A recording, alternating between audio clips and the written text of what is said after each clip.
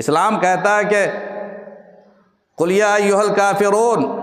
لا اعبد ما تعبدون ولا انتم عابدون ما اعبد ولا انا عابد ما عبدتم، کہ تمہاری عبادت کا دائرہ الگ، ہماری عبادت کا دائرہ الگ، ہمارا عبادت خانہ الگ، تمہارا عبادت خانہ الگ۔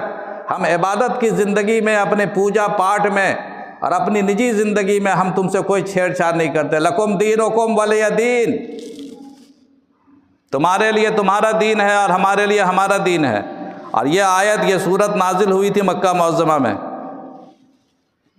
جب مسلمانوں کے پاس کچھ بھی نہیں تھا، مسلمان سیاسی طور پر مظلوم تھے، ان کی کوئی حکومت نہیں تھی، کوئی طاقت نہیں تھی، پسے جاتے تھے، پسائے جاتے تھے، لوٹے جاتے تھے، لٹائے جاتے تھے، مارے جاتے تھے۔